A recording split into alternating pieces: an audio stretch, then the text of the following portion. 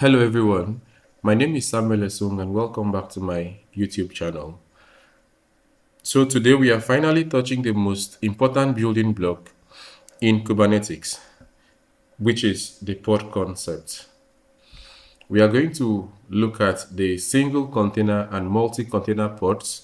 We are going to look at the imperative and the declarative method for pod creation. So overall, we are going to look at what a pod is. Please, before we continue, if you are yet to subscribe to my YouTube channel, please, I implore you to do so. You can subscribe to my channel. You can also share my channel with your friends. And please do well to like this video and also drop a comment on this video. All right, let's get right to it. So before we learn deployments, before we learn services, before we learn ingress and auto-scaling, we must understand what a pod is. So in Kubernetes, you do not deploy containers directly. Instead, what you do is you deploy pods. So this single sentence will save us a whole lot of confusion going forward. So what is a pod? So a pod is the smallest unit of execution in Kubernetes. A smallest unit of execution. So it is not a container, but a pod. So inside a pod, you can run one or more containers. So you can see a pod as a wrapper. So you can see a pod as a wrapper around containers. All right. So let me be very clear. Kubernetes does not directly manage containers, but Kubernetes manages pod. All right. And the pod contains containers. So let me connect this with what we have learned in our Docker class. So we already know that we already know containers because of Docker. All right. We already know that Docker builds images, and these images are run as containers. All right. Now Kubernetes does not replace that. So the flow is still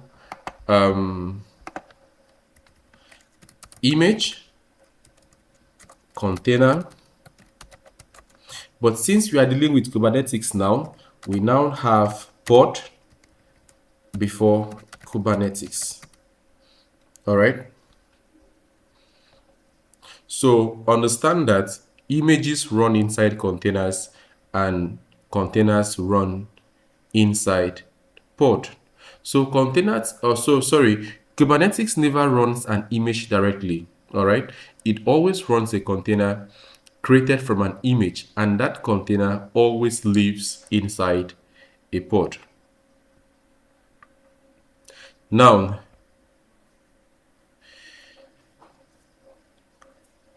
on the pod concept, we can have a single container pod.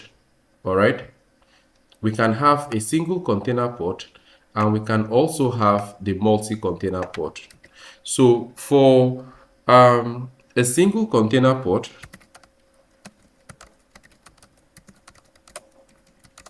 so this is the most common case. All right. A pod that runs just one container.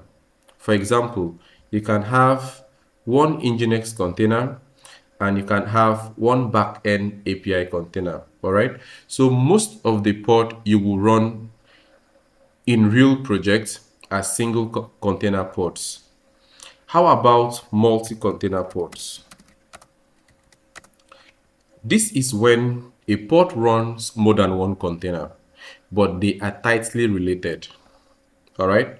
So now understand that you do not use multi-container pods to run unrelated services. All right. So we use them when containers must work together. We also use them when containers must share data and live and die together. So a typical use case can be you can have a main container and you can also have a sidecar container. So this sidecar container can be used for logging, it can be used for proxying, can also be used for metrics collection, all right, etc., etc. So you can think of it like if two containers must always be scheduled together, if two containers must always run on the same node, if two containers must share the same network, all right, then you can use the multi-container pods concept, all right. So it is very important to note that you do not use pods like Docker Compose.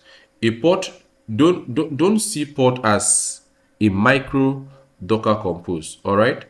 But it is a tightly coupled unit. So how are pods created? There are two popular ways to create a pod. And these are the imperative method, and we also have the declarative method. So with the imperative method, you tell Kubernetes what to create directly using a command. All right. But when you are working with the declarative method, you simply write a YAML file describing what you want, then Kubernetes applies it. Now, both of these methods are valid, but in production, declarative method is always preferred. All right.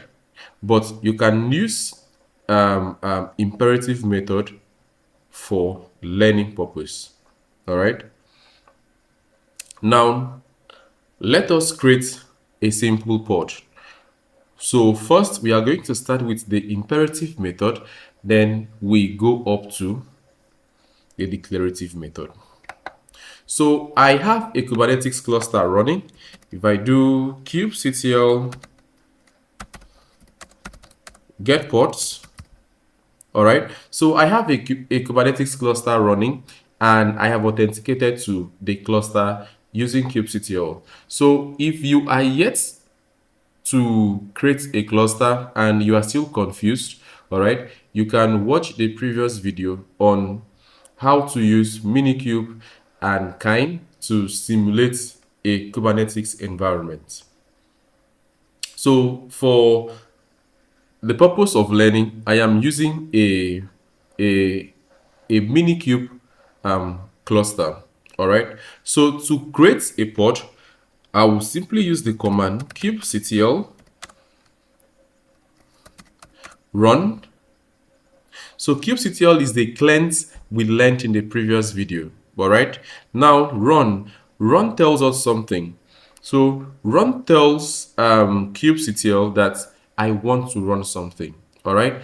In this sense, we are creating a pod. All right. So I am going to give the name to my pod.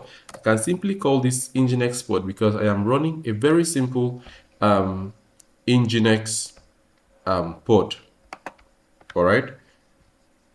Now I am going to pass my image. All right. So I am going to pass a simple Nginx image. So -image tells Kubernetes to create a container from the Nginx image. So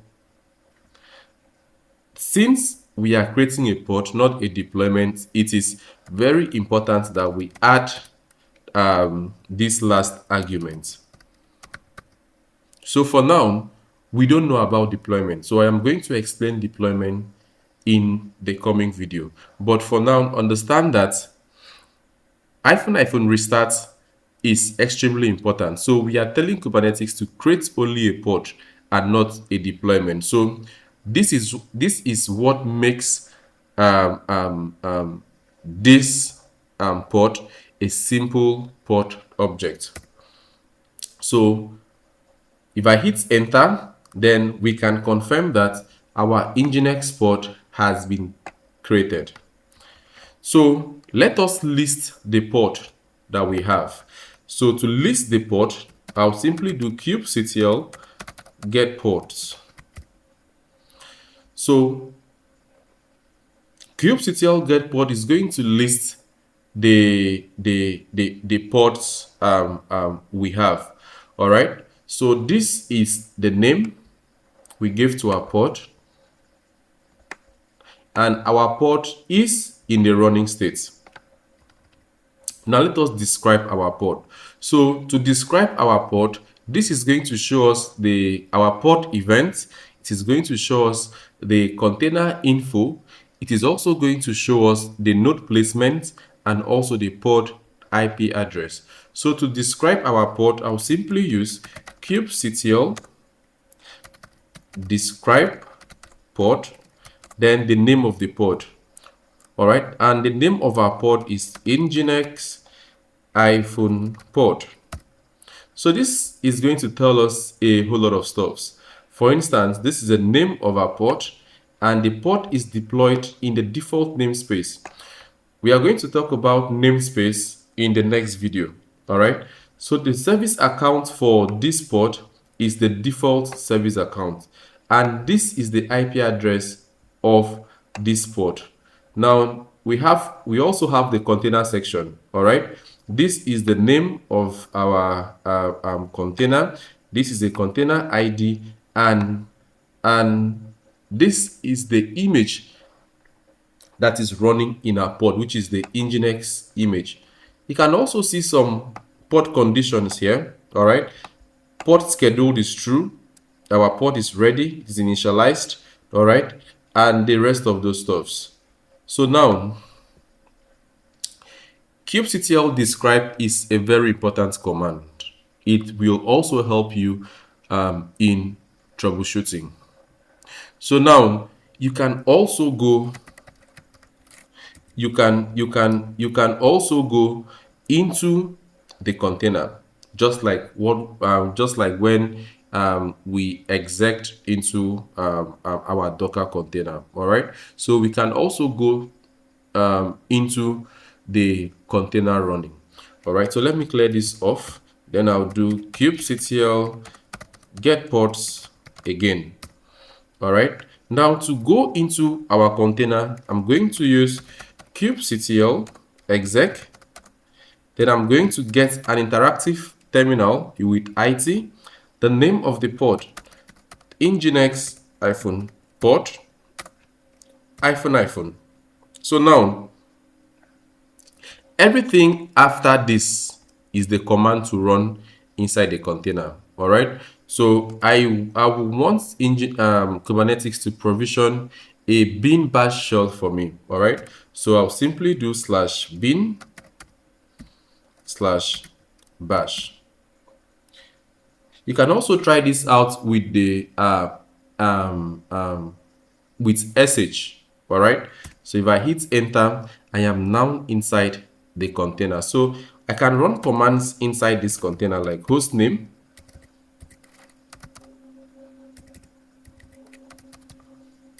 all right. Can also run ls. Now to exit from this container, you simply type exit. So now this is one of the most used operational commands in Kubernetes. All right. So before we delete this port, let me also show us a very important command, kubectl get ports. Kubectl get ports is only going to show us a minimal information, all right, of our port. But if I should combine kubectl get ports with -o white, so it is going to give us a wider information on our ports. All right. So we can see the IP address of our port, and we can also see the node which our port is being scheduled on. Of course, the Minikube node. To delete a port, we can simply do kubectl delete port, then the port name. In our case, Nginx hyphen pod. So our pod has been deleted. All right. So if I do kubectl get pods again, then I have no resource currently. So don't worry about the namespace just yet. We are going to cover namespace in the next video. So now we have seen how a pod can be created using the imperative method. All right. So now let us see how to create a pod using the declarative method. So for the declarative method, we are simply going to write a YAML file for our pod creation. So I already have a YAML file for my pod for our pod creation here. All right. Now the best way to learn is always through the Kubernetes documentation. Now, if you want to create a pod, you can simply go to your web browser and type Kubernetes pod documentation. So you're going to learn a whole lot with this guy. All right. So this is the declarative way of creating a pod. So the very first one is the API version. So this tells Kubernetes which API version the pod object belongs to. So pod belongs to version 1. All right. Now the second line tells Kubernetes what type of object this is. So this is a pod. This is why we have kind pod. Now, the next is the metadata. So the metadata simply describes the object. All right. So we have the name, which is Nginx. Some people will also include labels. All right. So labels are key value pairs. They are used for selection. All right. They can also be used for grouping. They can also be used for services, etc., etc. For now, just understand that labels are identifiers. All right.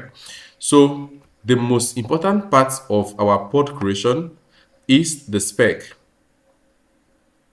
So spec describes how the pod should run. For instance, we have spec.containers. All right. So now remember that a pod can have more than one container. But for this is just a single container pod. All right. So the first one is the name of the container. All right. This is not the pod name. This is the pod name, but this is the container name. All right. So this is the image. Again, image runs in a container, just like we have seen. All right. Now, this guy is only informational, the port. It does not expose anything outside. It simply documents that the container listens on this port. All right. So we can apply this and see how our pod is created using the declarative method. All right. So I'll cd into pods. So I have the declarative method of the pod. All right, the YAML file to create our pod. So if I cut the contents of this file, then we can simply see the same thing I just explained. Again, if you really want to learn, all right, use the Kubernetes documentation. So to create this pod, we are simply going to do kubectl apply -f for file, then the name of the configuration file. So the name of the configuration file is nginx pod.yaml. So if I hit enter, you can confirm with me that my pod has been created. All right, so I can do kubectl get pods, and I can see that my pod is in the running state, and the H is just 17 seconds. All right, you can also use the describe pod here. Kubectl describe pod nginx pod. All right, so the describe still tells us what we have already discussed. All right, again, this is the pod IP. All right, so now we have created the pod declaratively. All right, so imperative method is quick and it is good for learning and also good for testing and sometimes good for troubleshooting. All right, but the declarative method is reproducible.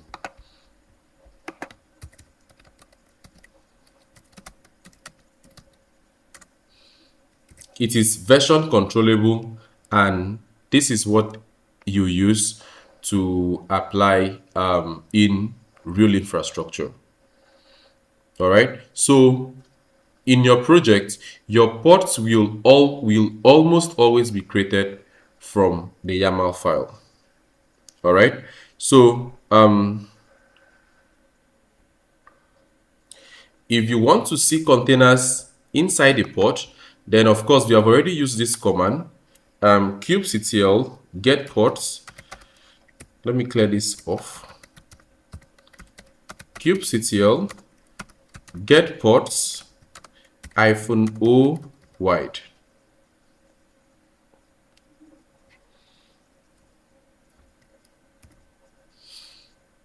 All right.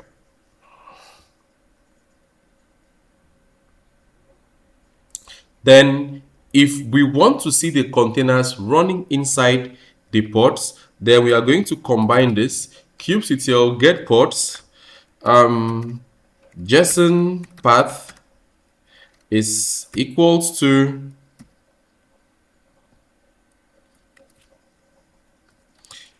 .spec .containers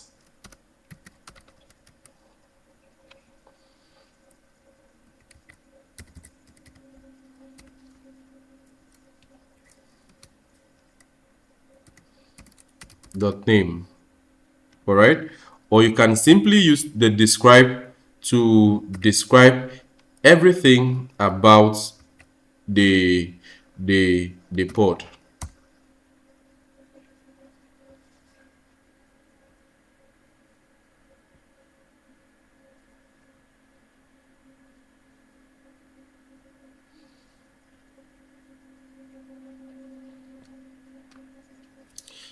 Now we have seen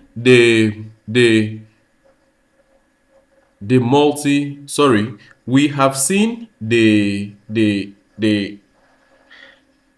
single container pod.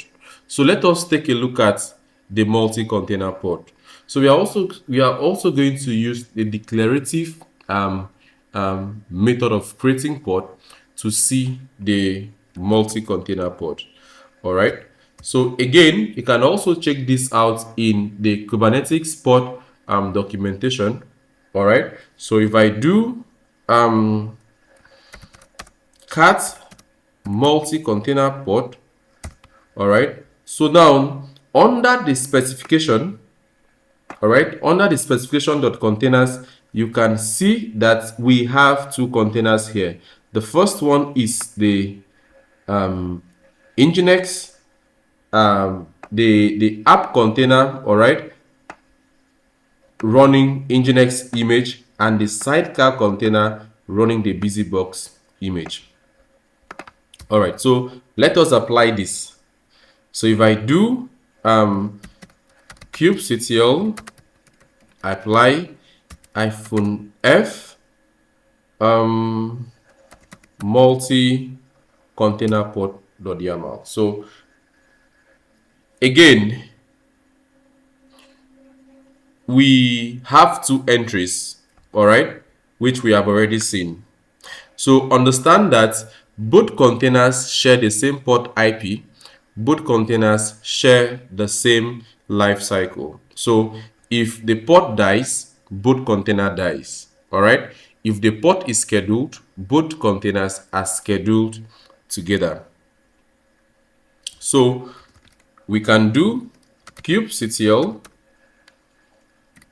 Logs is a very important command, all right, that you can use. Okay, before logs, let us do kubectl get ports.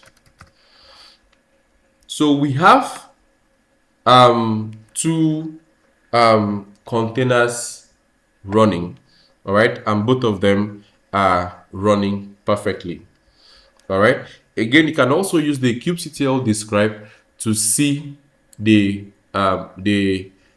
both containers. All right. So we can do kubectl logs nginx multiport.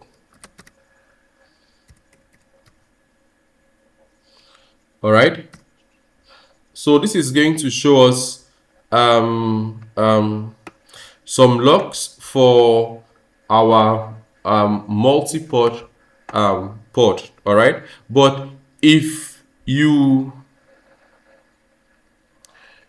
want to check the log for a particular container, all right, so for instance, I have one container here named app and the other one is named sidecar. All right, so we can do kubectl logs multiport. All right, -c for container, then the name of the container app. All right, so this is for our nginx. All right, so let us also check for sidecar. All right, so this is for our sidecar. All right, I only asked it to print hello. All right, so again, we don't create ports directly. All right, so we don't create ports. Understand that in real projects, you almost never create ports directly. So we are going to see why in the coming video. All right, because raw ports are not self-healing. Let me just say it here. The ports we just created are not self-healing. All right, so if I should delete these guys off, to delete a port,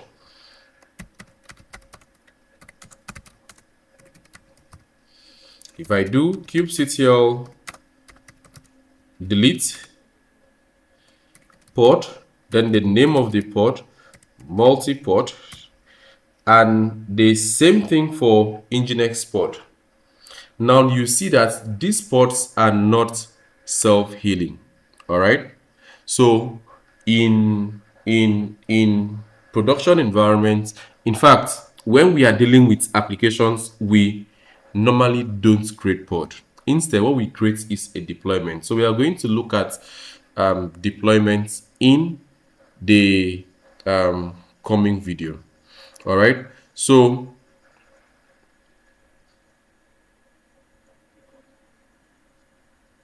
understand that, or remember that when we were talking about the Kubernetes architecture, we saw the API server.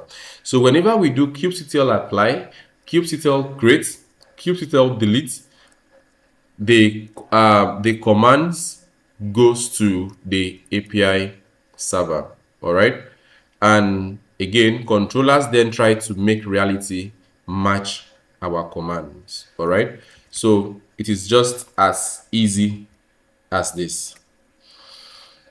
So nginx port, and we have removed our multi-port and the nginx port. So if I go back to kubectl get ports, you can see that there is nothing running again.